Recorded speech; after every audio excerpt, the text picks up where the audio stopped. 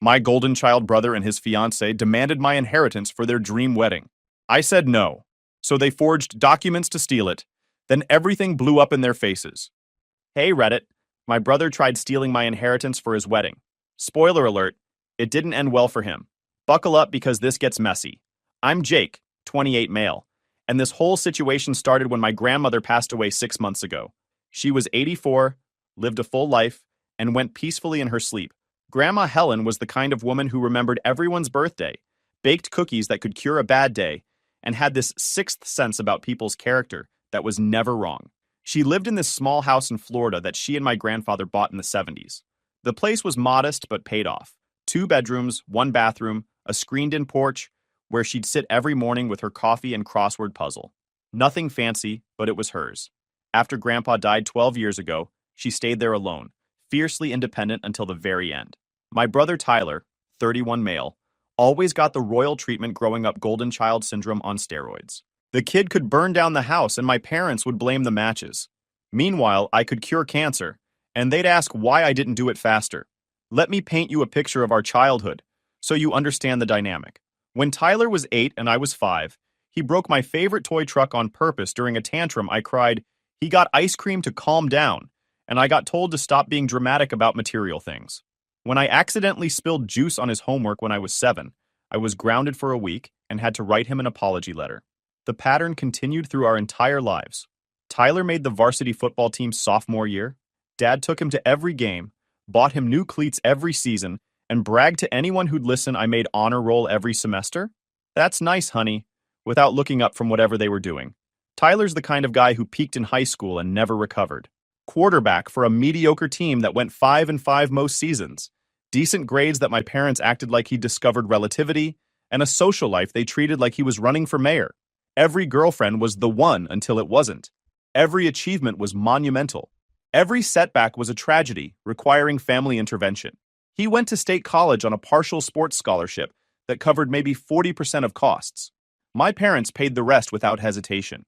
Roughly $60,000 over 4 years, he partied his way through a business degree with a 2.6 GPA, changing majors twice, and took 6 years to graduate. During that time, he came home every few months with laundry and an empty bank account. My parents would feed him, do his wash, and send him back with grocery money. When he finally graduated at 25, my parents threw him a massive party, rented a hall, invited 80 people, had it catered. Spent probably $3,000 celebrating the fact that their son had barely completed a degree most people finish in 4 years. Me? I went to community college because that's what I could afford. Worked full-time at a warehouse loading trucks from 6 p.m. to 2 a.m., then took morning classes on 3 hours of sleep. Did that for 2 years, saved every penny I could, then transferred to finish my engineering degree at the state university.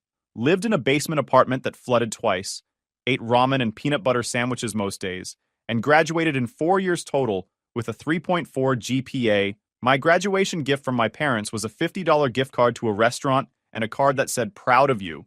Tyler's graduation got a party and a used car. But sure, totally equal treatment. I landed a solid job at a manufacturing firm right out of college. Started at $52,000 a year, which felt like wealth after years of warehouse work and surviving on instant noodles. Worked my way up over 6 years to $73,000 as a senior project engineer. Nothing glamorous. I design conveyor systems and material handling equipment, but it's stable, interesting enough, and pays the bills. Bought my first house at 26. Needed work, but the bones were good. 3-bedroom ranch in a decent neighborhood. $140,000. Put down 20% I'd saved, got a 30-year mortgage, then spent weekends fixing it up. Learned to tile bathrooms from YouTube, replaced all the light fixtures myself, painted every room. 2 years later, it was worth $180,000, and I'd paid down the mortgage to $95,000. Did my parents brag about their son buying a house before 30? Not once. But Tyler selling 3 cars in 1 week at the dealership got a Facebook post with 47 exclamation points and a photo of him holding up a Salesman of the Week certificate. Like he'd won an Olympic medal. Tyler works in sales at a car dealership. Has for 5 years now. Makes decent money when he actually tries. Base salary plus commission can hit $65,000 in good years. But he's inconsistent. Some months he's on fire, selling to everyone who walks through the door. Other months he's browsing on his phone and letting opportunities walk away. He's been about to get promoted to sales manager for 3 years. Hasn't happened yet, probably won't ever happen, but he talks about it like it's inevitable. Grandma Helen saw through all the favoritism. She watched my parents fawn over Tyler while treating me like the spare. She'd sit at family dinners, saying nothing, but I could see her jaw tighten when my mom dismissed my accomplishments or made excuses for Tyler's latest screw-up, never said much about it to them directly. She was from that generation that didn't air family drama publicly, but she made sure I knew she saw me, really saw me. When I was 19 and struggling to pay for textbooks, she quietly slipped me $200. We were at a family barbecue and she pulled me aside to her car, handed me an envelope and said, "Education is the best investment you'll ever make. Don't tell your parents. This is between us." I tried refusing, but she insisted. "I've got more than I need, and you're working harder than anyone I know. Take it." When I graduated community college, she was front row at the ceremony. My parents didn't come. Tyler had a softball tournament that same day 3 hours away. "We'll celebrate with you later," Mom promised. We never did. But Grandma Helen was there with flowers and a card with $100 inside that said, "First step of many, proud of you." When I transferred to the university, she sent me care packages every month. Nothing expensive, homemade cookies, a $20 bill, magazine articles she thought I'd find interesting. Tyler was still in college too, also getting packages. But his were from our parents and usually contained checks for $200 to $300 to help with expenses. When I graduated with my engineering degree, Grandma Helen drove 4 hours to attend the ceremony, even though she was 78 and her arthritis made long drives painful. She sat through the whole thing, cheering when they called my name, crying happy tears when I walked across the stage. Took me to dinner afterward, just the two of us, and told me she'd never doubted I'd make it. "Your parents don't see what I see," she said over coffee and pie. "But that's their loss, not yours. You're going to build something real." When I bought my house at 26, she was the first person I called. She came over the next weekend with a housewarming gift, a set of nice tools and a handwritten note. "Every homeowner needs good tools. Use them to build the life you deserve." She spent the afternoon walking through the house with me, pointing out what had good bones and what needed work. Didn't criticize my choices or lecture me about money. Just listened to my plans and told me she was proud I'd accomplished this on my own. Tyler? She was polite to him, cordial, asked about his job, his girlfriend, his life. But there was always this distance, like she was watching him through glass, and didn't quite like what she saw. She never said anything negative about him directly, but she also never gushed the way my parents did. I asked her about it once, why she seemed closer to me than Tyler.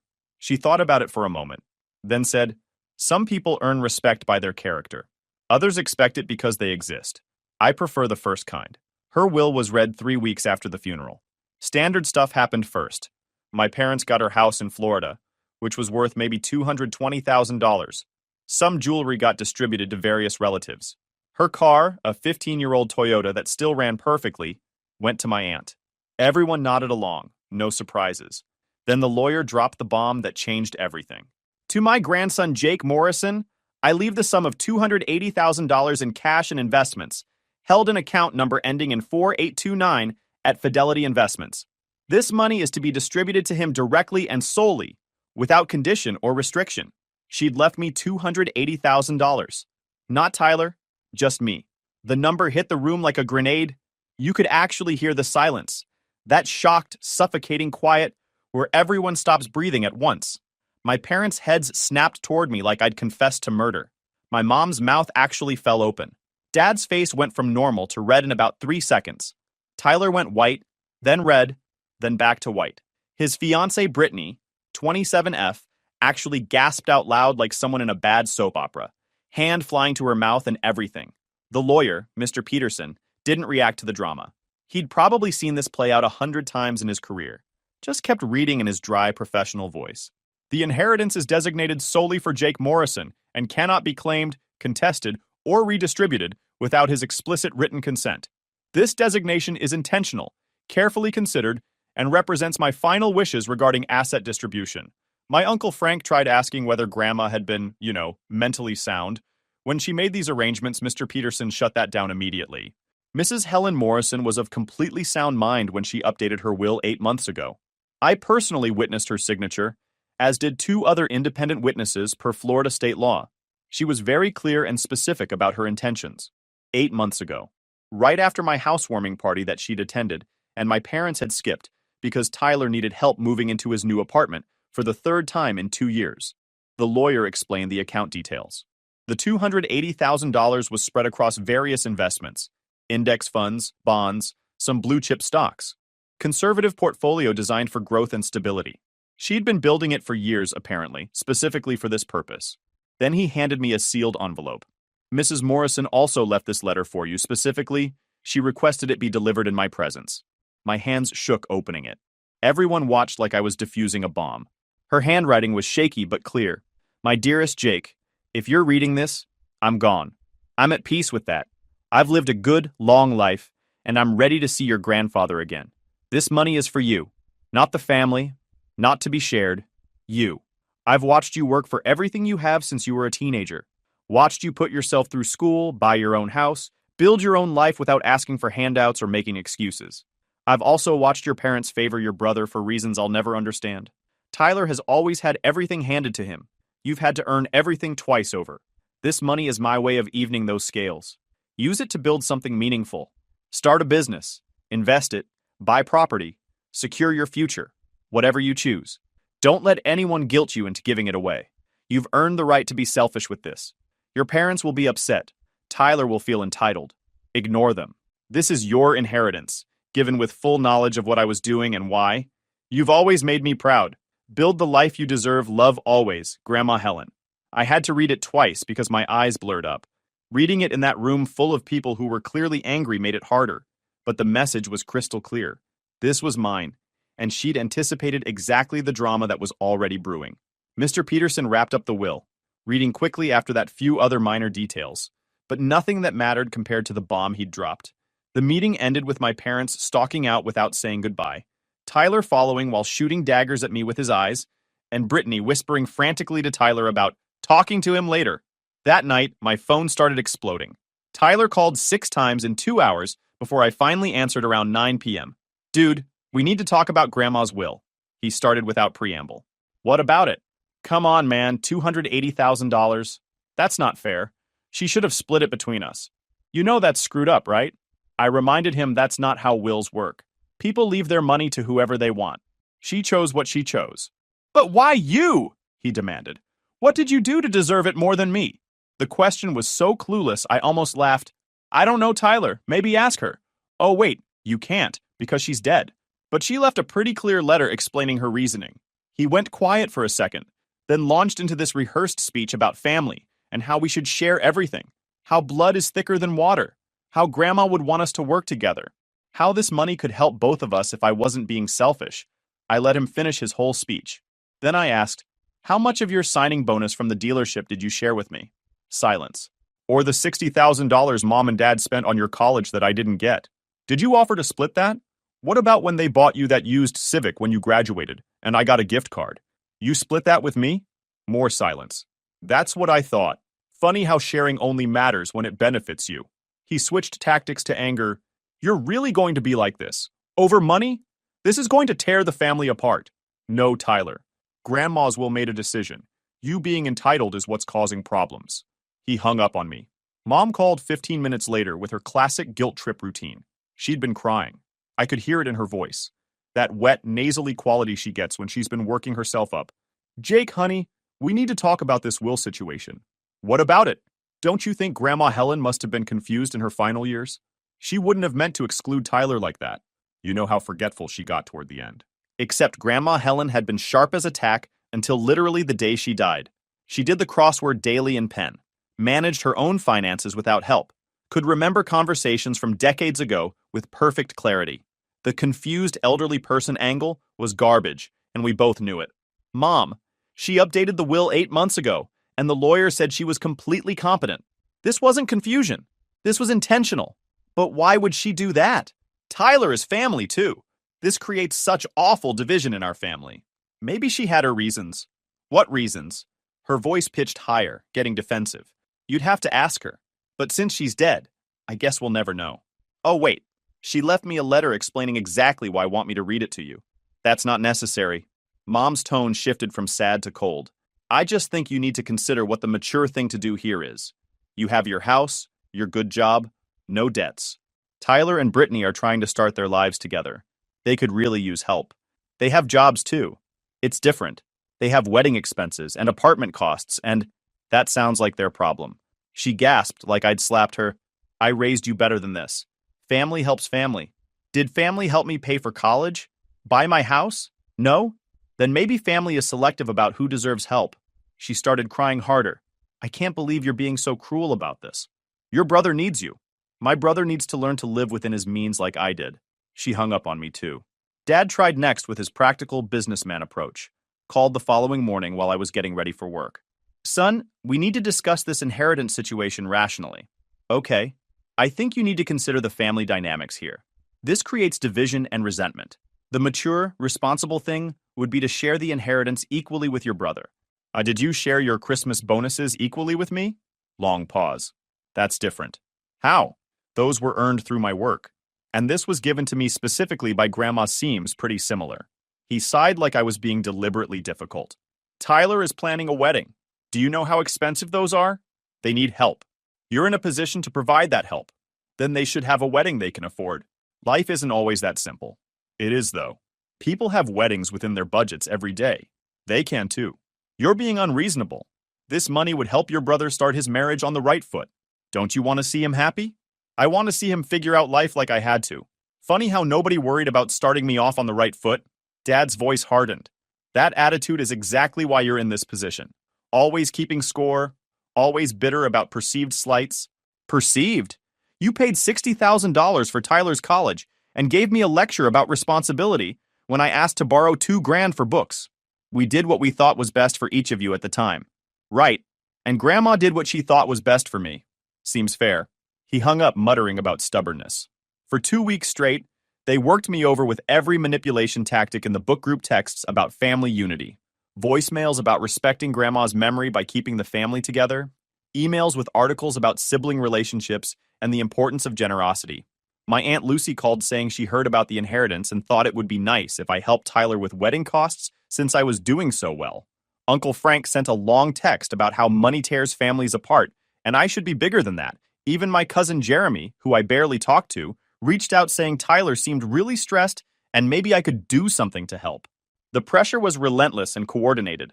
They'd clearly all discussed their approach and were tag-teaming me. Then Tyler and Brittany invited me to dinner at their apartment to talk things through like adults. The text from Tyler was painfully polite. Hey man, I know things have been tense. Brittany and I would love to have you over for dinner this Saturday. Maybe we can discuss everything calmly and find a solution that works for everyone 7 p.m.? I should have known better. But part of me hoped maybe we could actually have a reasonable conversation. Maybe he'd accept reality and we could move forward. I was wrong. Their apartment was this trendy downtown loft they could barely afford. $1,800 a month for 900 square feet of exposed brick and industrial fixtures. The kind of place that looked great on Instagram, but had paper-thin walls and a heater that barely worked. All the furniture was from expensive stores. West Elm couch, Restoration Hardware coffee table, designer bar cart with candles lit everywhere, soft jazz playing from hidden speakers, the dining table set with their nice plates and cloth napkins, wine glasses already filled even though I don't drink. This wasn't dinner. This was an ambush disguised as hospitality. Jake, so glad you could make it. Brittany greeted me at the door with a hug I didn't return. She was wearing this flowing dress that probably cost $200, hair and makeup done like we were going somewhere fancy instead of eating at their apartment. Tyler appeared from the kitchen holding a wooden spoon, playing the role of casual host. Hey bro, good to see you. Dinner's almost ready. Make yourself comfortable. The whole thing felt rehearsed, scripted, like they'd practiced this scene multiple times to get it right. We sat down to chicken piccata with roasted vegetables and risotto. Everything looked professionally made. Probably spent hours on it, or ordered from somewhere fancy and pretended they'd cooked it. The effort would have been sweet if I didn't know what was coming. Small talk dominated the first 20 minutes. How was work? Had I seen the game last weekend? Heard about cousin Jeremy's new job? All surface-level chatter designed to create false comfort before dropping the real reason I was there. Finally, Tyler set down his fork and exchanged a meaningful glance with Brittany. Showtime. So, Jake, we wanted to talk to you about the inheritance situation. He started with his rehearsed opening. I figured. We've been thinking a lot about family and what Grandma would really want. and we don't think she'd want this money to create division between us. Brittany jumped in right on cue. Family bonds are so important. They're more important than money or things. We're hoping we can find a way to honor Grandma's memory while keeping our family strong. The corporate speak was impressive. They'd clearly workshopped this conversation. What exactly are you proposing? I asked. Tyler leaned forward, going into sales mode. Look, we're planning our wedding. It's going to be an incredible celebration of our love and commitment. But weddings are expensive, as I'm sure you know. I didn't know, actually, having never planned one. But I let him continue. We found this amazing venue, the Riverside Estate. It's on the water, absolutely beautiful, perfect for photos. But the venue alone is $45,000. I nearly choked on my water. $45,000 for a venue? It's all inclusive, Brittany explained quickly. Covers the space, tables, chairs, basic decorations. But then we need catering, which is about $18,000 for our guest list. The photographer we want is $8,000 for full-day coverage with an album. My dress is around $6,000. $6,000 for a dress you'll wear once? She looked offended. It's my wedding dress. This is the most important day of my life. Tyler took over, listing expenses like he was reading a grocery list. DJ is $3,000. Florist is $7,000 for centerpieces and bouquets. Videographer is another $5,000. The cake is $2,000. Invitations and programs are $1,500. Hotel rooms for the bridal party is $4,000. My tux rental and groomsmen are $2,000. Hair and makeup for bridesmaids is $1,800. The rehearsal dinner is $3,500, and the honeymoon to Bali is $15,000. I did the mental math. That's like $120,000. $122,300 actually, Brittany corrected, give or take, depending on final guest count. They wanted to spend $122,300 on one day more than I paid for my entire house. That's insane, I said flatly. Tyler's smile tightened. It's an investment in our future together. Or you could have a wedding you can actually afford and start your marriage without massive debt. Brittany's perfectly practiced smile cracked slightly. We're not going into debt. That's why we're talking to you. We're hoping you'd be willing to help make this dream a reality. There it was, the ask. How much are we talking about? I asked, even though I already knew. Tyler tried sounding casual. Well, we were thinking maybe $80,000. That would cover most of the big expenses. Venue, catering, photographer, my dress. We can handle the smaller stuff ourselves. Just $80,000. Like it was pocket change. Like I should hand over nearly a third of my inheritance so they could have an Instagram-perfect wedding they couldn't afford. And what do I get out of this? I asked. They exchanged confused glances. Clearly, this wasn't a question they'd prepared for. You'd be part of an amazing celebration, Brittany said carefully. The best man at a beautiful wedding. You'd be part of an amazing celebration, Brittany said carefully. The best man at a beautiful wedding. And the satisfaction of knowing you helped your brother and future sister-in-law start their life together the right way. So I'd be paying 6 figures for the privilege of watching them party. Cool. Plus, Tyler added, think about the family unity this would create. Mom and Dad would be so happy. It would show that you're not selfish, that you understand what family really means. There was the manipulation. The suggestion that refusing made me selfish, that proving I wasn't selfish required funding their ridiculous wedding. I'm not giving you $80,000 for a wedding, I said flatly.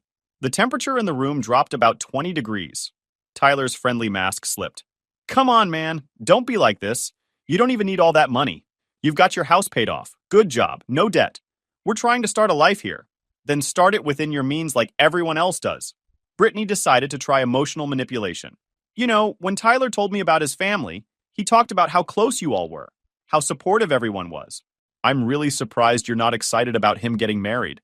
I thought you cared about your brother's happiness. The implication was clear. Refusing to fund their wedding meant I didn't care about Tyler. I do care about his happiness. I just don't think going into massive debt for one day is the path to happiness. We're not asking you to go into debt, Tyler snapped. We're asking you to share money that should have been split between us anyway. And there it was. The real grievance. He thought the inheritance should have been his too, so taking some of it wasn't a gift. It was correcting an injustice. Grandma left that money to me. She was very clear about that. If she wanted you to have it, she would have left it to you. That's bullshit. Tyler stood up, done with the polite act. She was old and confused. Everyone knows it should have been split evenly. The lawyer said she was completely competent. 3 witnesses confirmed it. This wasn't confusion. It was choice. Brittany tried playing peacemaker, putting her hand on Tyler's arm. Let's all just calm down. I'm sure we can work this out rationally. She turned to me with pleading eyes. Jake, I know this is a lot of money, but think about what it means. This isn't just about a wedding. It's about family. It's about showing Tyler that you support him, that you value your relationship. Money comes and goes, but family is forever.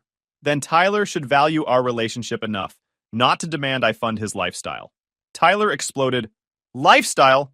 This is our wedding. This is a once-in-a-lifetime event. But you're too selfish to see beyond your own bank account. I'm selfish. I'm the one who worked full-time through college while you partied on mom and dad's dime. I'm the one who bought a house I could afford while you lease a car you can't. I'm the one who lives within my means while you're trying to throw a six-figure party on someone else's money. But I'm selfish? You've always been jealous of me, Tyler spat. Always bitter that I'm more successful, more popular, that people actually like me. I laughed. Couldn't help it. Successful? You're a car salesman who's been about to be promoted for 3 years. You live in an apartment you can barely afford. You're planning a wedding you definitely can't afford. In what universe is that successful? Brittany stood up now too, face flushed. You clearly have some serious issues with commitment and family values. I feel sorry for any woman who ends up with you, because you obviously don't understand what partnership means. Partnership means working together toward common goals, not one person funding the other's unrealistic dreams. The dinner ended spectacularly. Tyler told me to get out. Brittany said I was clearly not the person they thought I was. I left the untouched piccata on the table and showed myself out. Walking to my car, I could hear them arguing through the thin walls.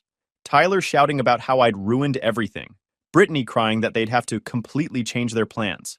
The drama followed me all the way to the parking garage. That should have been the end of it. Awkward family dinners, maybe years of tension, but eventually we'd all move on with our lives. Except Tyler and Brittany weren't done trying to get that money. My parents ramped up the pressure after the disastrous dinner. They'd clearly gotten a full report from Tyler and Brittany about how unreasonable I'd been. Mom started calling daily, sometimes multiple times. The conversations always followed the same script. I was tearing the family apart over money. Grandma wouldn't want this. Tyler was heartbroken. Brittany was devastated. The wedding might have to be canceled. All of it was my fault. He's your brother, she'd sob into the phone. How can you watch him struggle like this? He's not struggling, Mom. He wants to spend $120,000 on a party. That's not struggling. That's being entitled. You don't understand the pressure he's under. Planning a wedding is incredibly stressful. Then plan a cheaper wedding.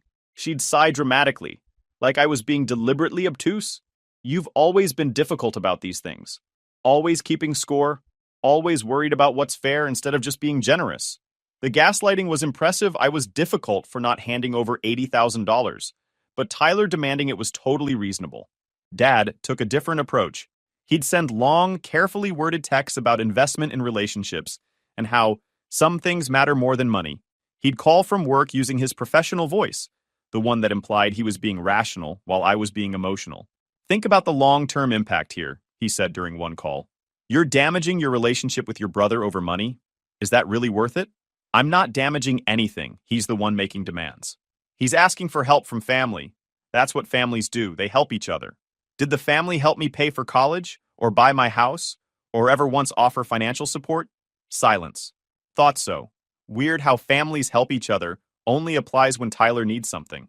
He'd pivot to lecture mode. You're being short-sighted. Family relationships are the most important thing in life. Money is just money. It comes and goes. But your brother is forever. Then Tyler should prioritize our relationship over demanding my inheritance. Round and round we'd go. The same arguments on repeat. They truly couldn't understand why I wouldn't just give Tyler what he wanted. In their minds, I had something he needed. Therefore, I should hand it over. End of story. The real nightmare was Sunday dinners. I'd been going to my parents' house for Sunday dinner since college. Tradition that started when I moved out, and they wanted to stay connected as a family. Usually it was fine. Dry pot roast, overcooked vegetables, small talk about work and weather. Nothing exciting but tolerable. After the inheritance news, Sunday dinners became psychological warfare. I'd arrive and the tension would be immediate. Tyler and Brittany would already be there, sitting at the table looking like martyrs. My parents would greet me with forced smiles and meaningful looks. So good of you to join us, Mom would say with an edge in her voice. Dinner conversation would be a minefield. Tyler would make pointed comments about people who hoard wealth, Brittany would talk loudly about their modest wedding plans while shooting glares my way.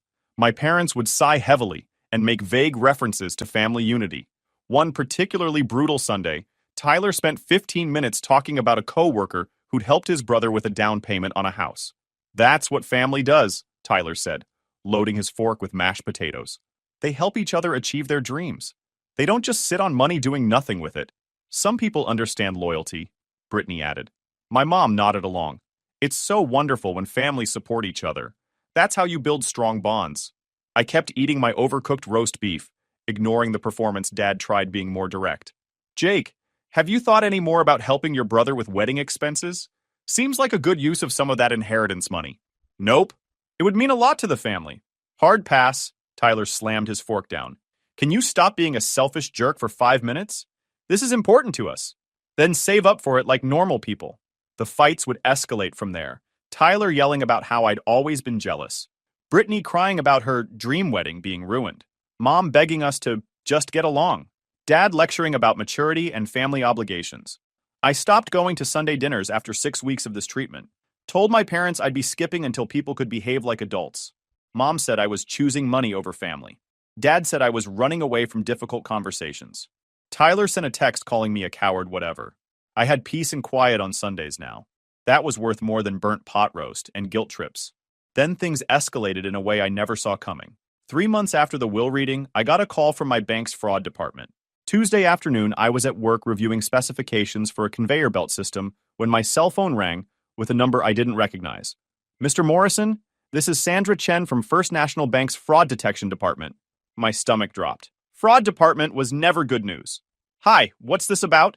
We've detected some unusual activity on your accounts and wanted to verify with you before processing. Someone attempted to initiate a wire transfer of $75,000 from your investment account this morning. Can you confirm whether you authorized this transaction?" My blood went cold. $75,000? No, I definitely didn't authorize that. That's what we suspected. The transaction was flagged because it's unusually large and going to an account we don't have on file for you. We've frozen the transfer pending verification. Who was it supposed to go to? I heard typing on her end. The receiving account is registered to Tyler Morrison and Brittany Chen. Does that sound familiar? Everything clicked into place. They'd tried to steal from me. "Those are my brother and his fiancée," I said, trying to keep my voice steady, despite the rage building in my chest. "I absolutely did not authorize any transfer to them." More typing. "I see. The request came through our online banking portal, using your login credentials. We're flagging this as potential identity theft and unauthorized access. I'm going to transfer you to our security department to file a formal report." I spent the next hour on the phone with various bank people, filed reports, changed passwords, added extra security measures, and confirmed that no money had actually left my accounts. The fraud detection system had caught it because the amount was so large and the receiving account was new. Then I called the police. The detective assigned to my case was this older guy named Walsh. Looked like he'd been on the force for 30 years and had seen every variation of human stupidity. I gave him the full statement about the attempted theft. "So your brother tried to steal 75 grand from you?" "Him and his fiancée." Walsh nodded like he'd heard this story before. Family cases are always the worst. People think being related gives them permission to commit crimes. The investigation moved fast. Within 3 days, they had comprehensive logs from the bank showing exactly what happened. The transfer attempt came from Tyler's apartment at 2:47 in the morning. The receiving account, Tyler and Brittany's joint account, had been opened 3 days before the theft attempt specifically to receive my money. They'd planned this. Opened the account, waited so it wouldn't look suspicious, then logged into my account in the middle of the night, thinking nobody would notice 75 grand disappearing. Except banks notice everything. Tyler's police interview was predictable. Complete denial at first, then his story changed 6 different ways when Walsh showed him the evidence. By the end, he was requesting a lawyer. Brittany tried playing innocent, said she knew nothing, just signed what Tyler told her to sign. Her story fell apart under basic questioning. 2 weeks later, the prosecutor filed charges. Identity theft, attempted wire fraud, conspiracy. Both Tyler and Brittany got arrested. My phone exploded. Not just my parents. Everyone. Aunts, uncles, cousins, family friends. Everyone had opinions about me destroying the family over money. Mom called sobbing, "Your brother was arrested. You're ruining his entire life over one mistake. He tried stealing 75 grand from me. That's not a mistake. That's a crime. You could have handled this privately. Should have thought about that before trying to rob me. She called back 6 more times. I didn't answer. Dad sent a 3-page email about how I was weaponizing the legal system against family, how criminal charges would destroy Tyler's future over a misunderstanding about money. He ended with, "Your grandmother would be ashamed of you using her money to tear this family apart." That line particularly ticked me off. Grandma had specifically told me not to let anyone guilt me about the inheritance. Now Dad was invoking her memory to manipulate me into dropping charges against my thief brother. I didn't respond. The extended family pressure was relentless. Uncle Frank said I was really going to send my brother to prison over money. Aunt Lucy texted that I needed to be the bigger person. Cousin Jeremy said Tyler had learned his lesson and deserved a second chance. What lesson had he learned exactly? He'd only been caught, not stopped voluntarily. If the bank hadn't flagged the transfer, my 75 grand would be sitting in their account right now, already spent on wedding deposits. Nobody seemed to grasp that concept. They kept talking about Tyler's mistake like he'd accidentally backed into my mailbox. This wasn't a mistake. This was premeditated theft. The most offensive call came from Brittany's mother. She tracked down my number and called crying about how I was destroying an innocent girl's life. She helped set up an account to receive stolen money, I pointed out. Tyler told her you'd agreed to give them the money. Then she should have verified that with me directly. She switched to begging, then hung up cursing me out. Apparently, I was a heartless monster who deserved to rot in hell. Cool. The legal process dragged on for months. My family essentially excommunicated me. No calls, no texts, no invitations to events. When my cousin got married, I didn't receive an invitation. Thanksgiving and Christmas passed in silence. I was fine with it. Turns out losing relationships built on guilt and one-sided sacrifice was actually freeing. The trial was short.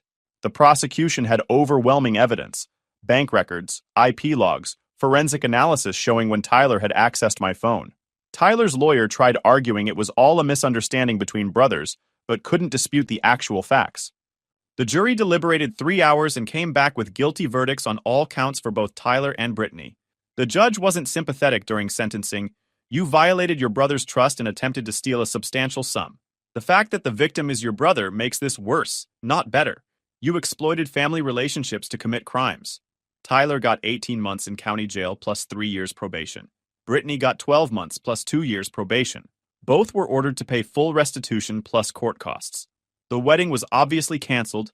Hard to get married when you're both convicted felons serving jail time. My parents sat in the courtroom sobbing and glaring at me. My mother said, "I hope you're happy now," loud enough for everyone to hear. After sentencing, my parents tried one final guilt trip outside the courthouse. "Your brother's life is destroyed because of you," Dad said. "His life isn't destroyed. He's facing consequences for felonies he committed." Mom grabbed my arm. "When he gets out, he'll have a criminal record. He won't be able to get decent jobs. His entire future is ruined. Should have considered that before committing identity theft and wire fraud. You're heartless. I don't even recognize you anymore." "Good.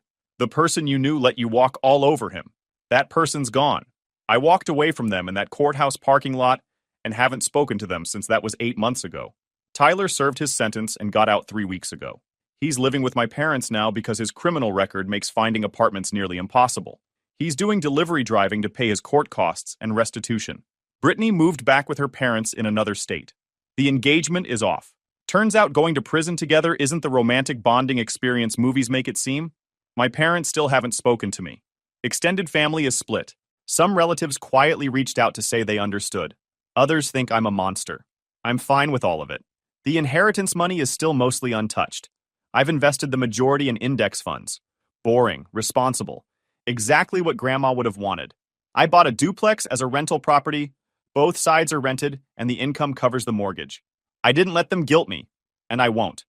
Guys, we are so close to hit 100,000 subscribers on this channel. If you are not subscribed to the channel, please consider subscribing. It really helps hit that 100,000 mark. Thanks for making this dream come true.